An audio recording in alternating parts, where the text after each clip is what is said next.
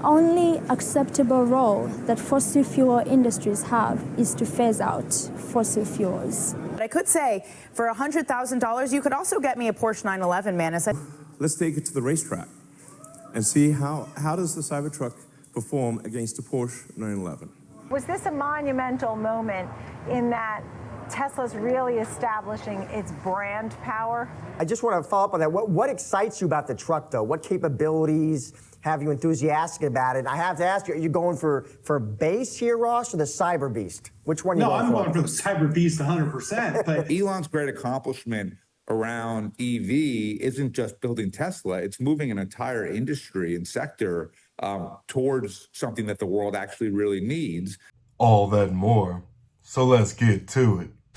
Tesla closed Friday around 238.83, finishing in the red just marginally, almost 0.5%. In the after hours, Tesla's up almost 0.25%, sitting at 239.40. With the week done, it also closes the chapter on November. For the week, Tesla is experiencing a lot of sideways action with a boulder of volatility in the middle, closing the week up just over 1.5%. As we finished out the month of November, Tesla experienced some huge gains, up almost 11%.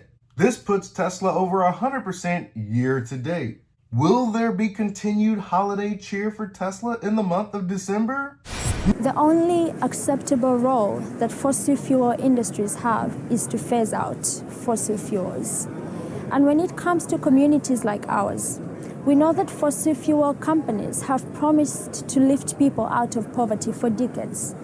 And yet, 600 million people in sub-Saharan Africa alone still don't have basic access to electricity. So it makes me realize that what people need is not fossil fuels for electricity. People need energy because fossil fuels have not been able to deliver that to the 600 million people in sub-Saharan Africa. So I think that African nations, they have, the ability to lead the world on renewables. Africa as a continent has, 39% of the world's potential of renewables, and yet it receives only 2% of global investments in renewables. So we have to talk about the issue of finance to help African countries to invest in renewables and scale up and lift their communities out of energy poverty.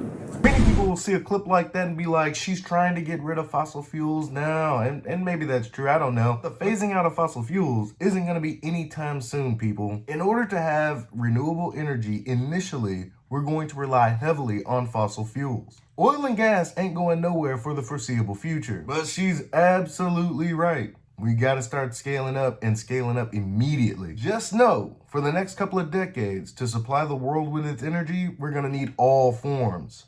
Until we don't. $60,990, not your Christmas gift. What can you get for that? You can get I'd say you could get a Tesla Cybertruck, but you kind of can't even. They unveiled, finally, they're offloading the Cybertrucks. The first people are buying it and driving it. But if you want one that costs under $61,000, you have to wait until 2025. The version they're giving out now, Manus, is $100,000, so a little bit more expensive. And $80,000. Come on now, let's be fair. All this gonna be expensive. I mean, by the way, this is now 50% more than what Musk floated and promises back in 2019. So, the reality of getting your hands on one of these things is pretty interesting. But then we looked up the price of the F-150, and so this is $61,000 for the Tesla Cybertruck. Give me the price on the F-150. If you get a commercial-grade electric F-150, it's going to put you back just under $50,000. The retail model is $55,000. In other words, Manus, all of them are much cheaper than the Cybertruck. But retail is $55,000. So when you go to the dealership, you think you're going to walk out there with the base F-150 Lightning for $55,000? You must be smoking the glass if you think that's how that's going to roll. But I could say, for $100,000, you could also get me a Porsche 911, Manus. Let's take it to the racetrack and see how does the Cybertruck perform against a Porsche 911. We literally just got it from the dealer, 2023 Porsche 911.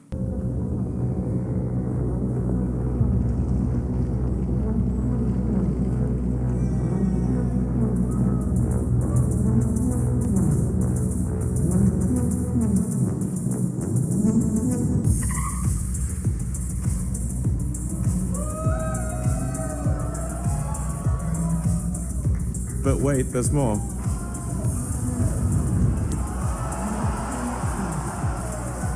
It can tow a Porsche 911 across a quarter mile faster than the Porsche 911 can go by itself. Somebody must not have watched the delivery event. Was this a monumental moment in that Tesla's really establishing its brand power?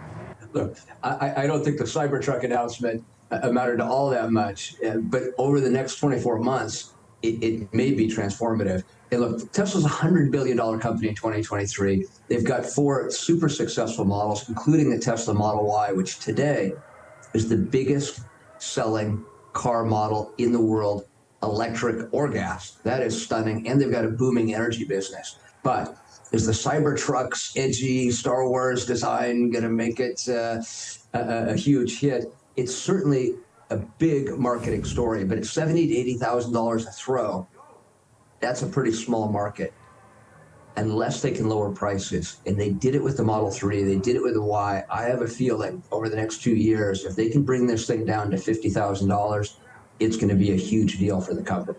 Wait and see. Ding, ding, ding, ding, ding. Tell him what he's won, Johnny. Your mother.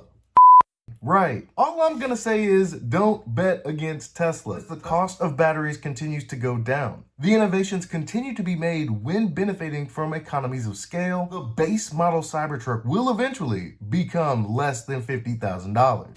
Yeah, and look, when we had the Ford Lightning, the Ford F-150 Lightning, there were a lot of pre-orders for that. There are a slew of pre-orders for the Cybertruck. It's my understanding at least 40% of pre-orders actually turn into real orders. Is that what you're thinking? Well, let's take it to the top first. The Ford F-150 is an astonishing story. It's the best-selling vehicle in the United States, 41 years in a row. You got to hand it to Ford. But the Cybertruck has 2 million pre-orders. I think you're right. I think at least half go in, maybe 2/3.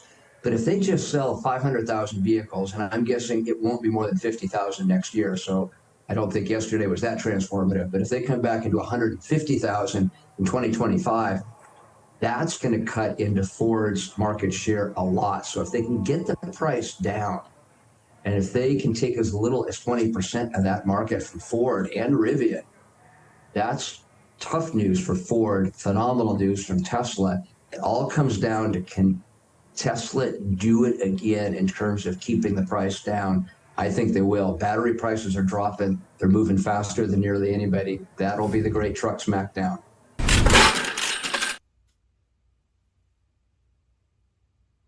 Cybertruck delivery event failing to boost Tesla stock as pricing for the EV came in higher than initially promised. This has questions to loom, of course, for investors, not only over Cybertruck production, but also on the EV giant CEO, Elon Musk. Ron, it's great to see you. Listen, you are a shareholder. You were listening to the event, I would imagine, yesterday. Give us your takeaways. What'd you make of it? Well, I mean, the event was a pretty typical Tesla event with lots of lights and, excitement. And, it's a very exciting time for Tesla releasing such an advanced, incredible vehicle. I don't think the pricing is relevant because I think they can't make a lot of these vehicles in the short term, and people will pay $100,000 for it, including me. So I think just the coolness factor, the tech, they can easily sell out the cars they have for the next 2 years.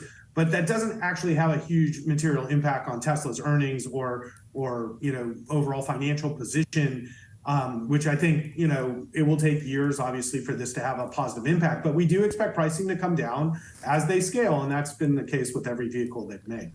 Practical words from Ron Gerber there. But seriously, Ross has his conflicts with Elon and some of the things that Tesla does, but he's absolutely right here on the Cybertruck. Tesla's manufacturing prowess is unmatched when we're talking about battery electric vehicles. Rivian is on pace to make around 55,000 cars in total. That's R1Ss, R1Ts, and that Amazon van. That's 50,000 total. This time next year, if Tesla is producing more Cybertrucks than Rivian is producing total vehicles, that'll be a hallmark moment about whether or not this Cybertruck is going to be successful. Me personally, I have Tesla finishing out the year with 250 Cybertrucks under their belt. For the year of 2024, I have them right around 15,000. I'm not as optimistic as some people. I believe 15,000 Cybertrucks will be made for the calendar year in 2024. Please, I hope we can come back and clip this moment right here and say Tesla made 100,000 Cybertrucks for 2024. I'll eat that crow, hopefully from the seat of my own Cybertruck.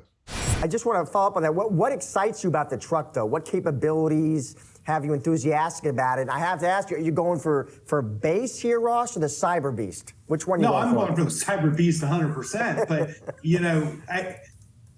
I've never been shot at before, in my car. So those features are less appealing to me. But, I think for me, I like driving the most advanced, fastest, coolest vehicle I can get my hands on. I just love cars. I love technology, and Tesla was always attractive to me because it was the merger of cars and technology.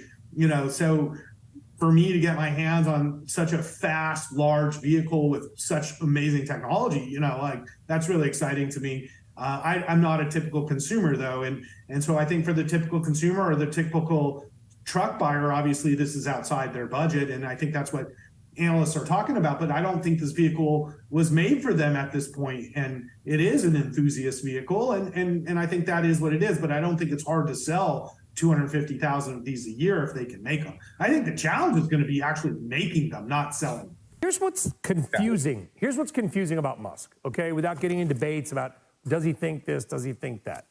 Sure. It's that on one business, X, everyone's like, we're leaving, he says stupid stuff, blah, blah, blah. On the other hand, they're like, we need your rockets and we love your cars. It's hard to figure out. Yeah. Well, look, ultimately, he's a human being, which means he's a mess of contradictions like all of us. And I think that it makes life easier for us to put people in narrative boxes and say, this person is great or this person is terrible. And he's neither, right? So for businesses that he controls, where he's making a product, whether it's rockets or satellites or cars or Cybertrucks or whatever it is, they're fantastic products and there's tremendous demand. For businesses where it's more about reputation and perception and optics like X, much less so, and therefore he has problems. And so, look, but it's totally possible for someone to be a great entrepreneur, a great engineer, and a difficult, if not sort of offensive person at the same time. Yeah, I think you just nailed it and kind of, defined it. Everybody forgets he is a human being, but it's probably because he's done some almost superhuman things in some ways, right? How many companies the guy founded? He basically built the modern EV business. He's got the space business, not tied up, but gosh, he's certainly far and away the leader. Yeah, X has got a lot of challenges, and there's a lot of gross stuff that's certainly on there as well. He's got Neuralink, he's got Starlink, he's got the Boring Company. We forget he is, Bradley, at the end of the day, a guy who goes to bed at night, wakes up. Now he's got like 10 kids, but still, his blood, I assume, pumps the same stuff as all of us.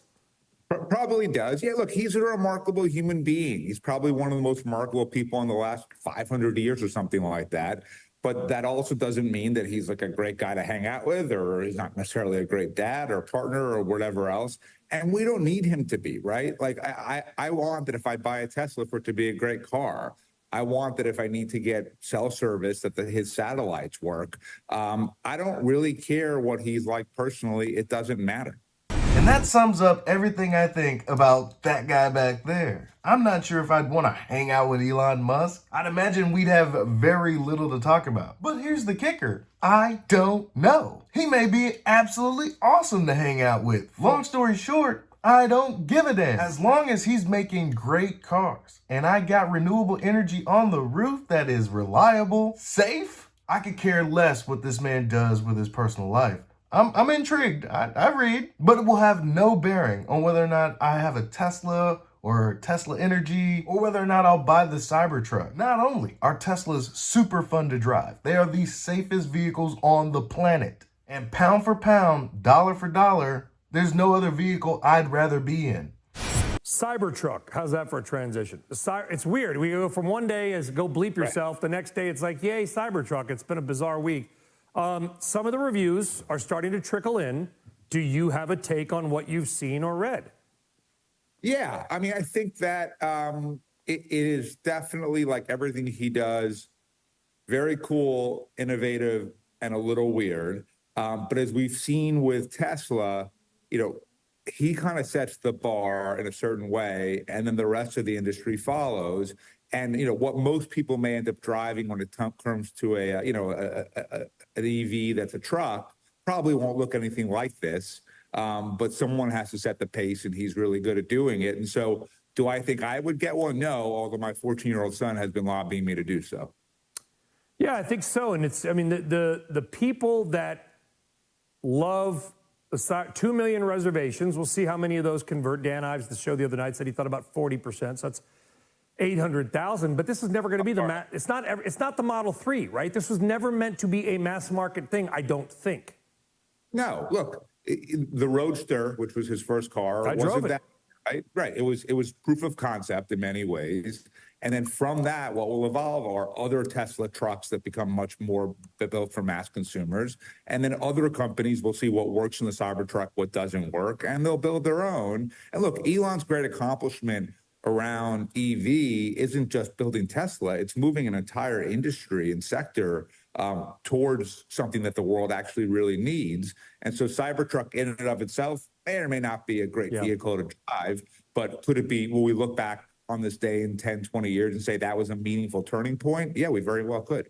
In conclusion, Cybertruck, Cybertruck, Cybertruck. Everyone and their mother has an opinion about the Cybertruck, but you gotta know it went from they'll never be able to do that to, oh my God, they did that. Is no small feat. Is there some broken promises along the way? Of course there is. Even when you factor in for inflation, the price is a little bit higher than we'd expect. But I mean, come on, this thing is an absolute mecha marvel. And the other real complaint could be the range. I've seen range extenders out there floating around, but ultimately the battery technology just isn't quite there. It's still too heavy, and the trade-offs for a longer range just wouldn't make the vehicle what it is. An absolute monster. Now begins the hard part, manufacturing. That's all I have for you today. Be easy. Peace.